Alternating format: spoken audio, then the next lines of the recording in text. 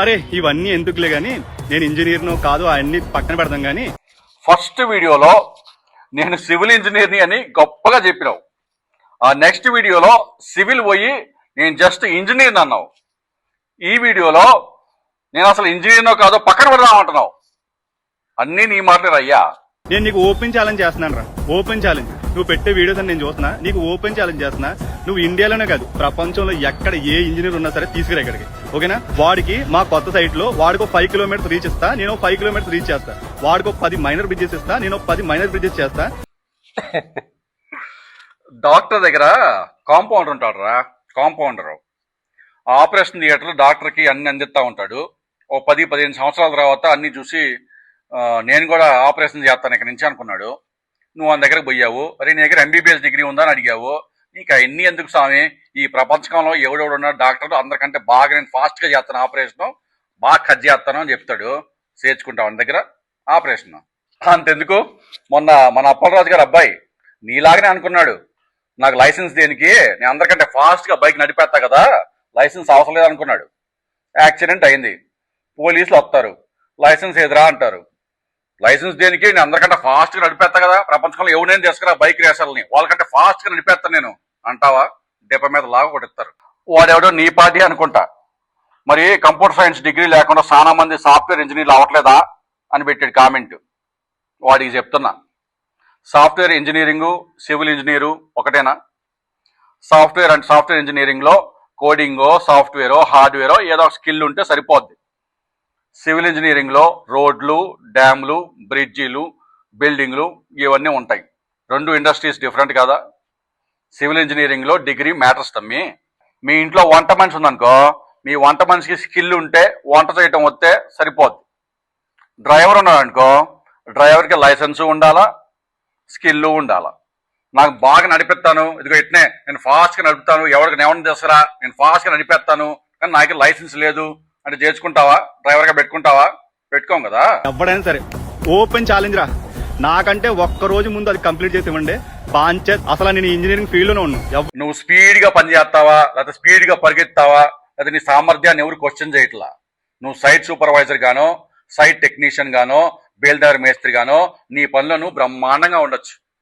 కానీ నువ్వు చెప్పింది ఏంది, నేను సివిల్ ఇంజనీర్ని అని చెప్పావు.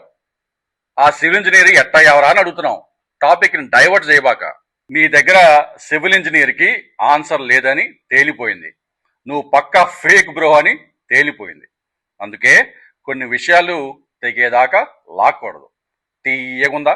సిబిఎన్ గారి వల్ల ప్రజెంట్ నేను ఇక్కడ ఎంత పొజిషన్ లో ఉన్నానని చెప్తాం తప్పు అయిపోయిందా మీకు? అంత కడుపు మంట ఎందుకు మీకు? ఇప్పుడు నేనేమి సిబిఎన్ గారి వల్ల దొంగతనాలు చేస్తున్నాను, దారుణాలు చేస్తున్నాను, దోపిడీలు చేస్తున్నాను చెప్పలేదు కదా. సిబిఎన్ గారి వల్ల నేను ఇప్పుడు ఇంత మంచి స్థాయిలో ఉన్నాను, నా వల్ల ఇంకో 10 మంది మంచిగా నేర్చుకుని వాళ్ళు ఒక మంచి వృద్ధిలో ఉన్నారని చెప్పడం మీకు తప్పు అయిపోయిందా?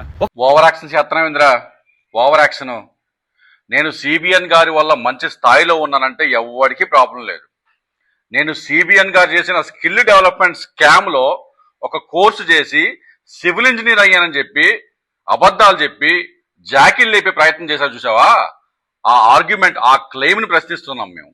నువ్వు చేసిన ఒక కోర్సు ద్వారా నువ్వు సివిల్ ఇంజనీర్ ఎట్లా అయ్యావో ప్రశ్నిస్తున్నావు.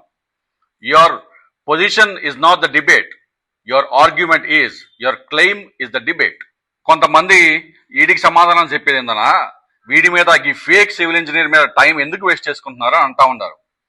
వాళ్ళకి చెప్పేది ఏంటంటే సమాధానం నేను వీడికి చెప్పట్లా, వాడికి చెప్పే అవసరమే లేదు.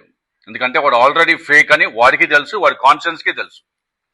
వాడు ఫేక్ అని ప్రజలకు తెలియాల, వాడు చేసే ప్రాపగాండా ఫేక్ అని ప్రజలకు తెలియాలని చెప్పి నేను ఆన్సర్ చేస్తా ఉన్నాను. ఇట్లా ఫేక్ ప్రాపగాండాని, ఫేక్ న్యూస్ని స్ప్రెడ్ చేసే వాళ్ళని మనం ప్రూఫులతో క్వశ్చన్లు అడిగినా, ప్రూఫులు చూపించి సమాధానం చెప్పినా జనాలు నిజం తెలుసుకుంటారు. అట్లా చెప్పబట్టే ఈరోజు ఈడు పక్కా ఫేక్ బ్రో అని, ఈడొక పక్కా ఫేక్ సివిల్ ఇంజనీర్ అని జనాలకి అర్థమైంది. నువ్వు అడుగు నాన్న, నువ్వు షార్ట్ క్వశ్చన్లు అడుగు. నేను మటుకు లాంగ్ ఆన్సర్లు చెప్తారు, నాకు షార్ట్ ఆన్సర్ చెప్పడం చేత కాదు.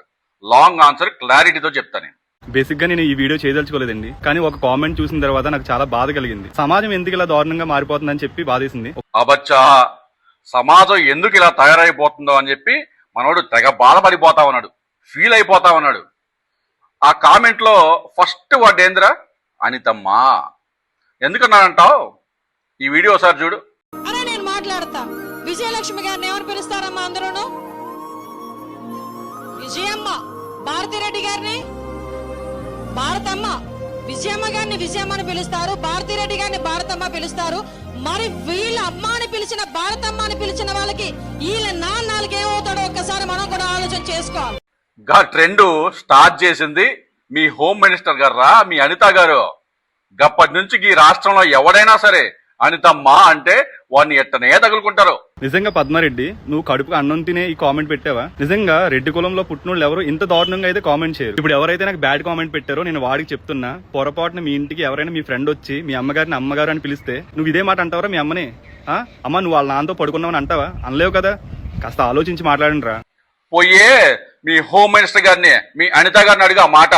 కడుపుకి అన్నం తినే అన్నారా లేకపోతే ఇంకేం తిని అన్నారా అని మీ అనిత గారిని అడుగురా. లేకపోతే మీ అనిత గారు మీ ఇంటికి వచ్చి ఎవరైనా సరే ఎట్నే మీ అమ్మగారిని అమ్మగారు అని అంటే మీరు కూడా మీ అమ్మగారి గురించి అట్లే అనుకుంటారా అని మీ అనిత గారిని అడుగు ఫస్ట్. పోరాపో ఆడుకోపో పోయ్యే. గా బ్రిడ్జ్ ఏదో కొత్త కడుతున్నా అన్నావు కదా, పోయి ఆ బ్రిడ్జ్ కింద గోడ మీద పేరు రాసుకోపో తొందరగా. మళ్ళీ వేరే వాడు రాసుకుంటే వాడు నేను సివిల్ ఇంజనీర్ చెప్పుకుంటాడు. మళ్ళీ నువ్వు కట్టినా అని చెప్పుకోలేవు. మళ్ళా పో తొందర పో.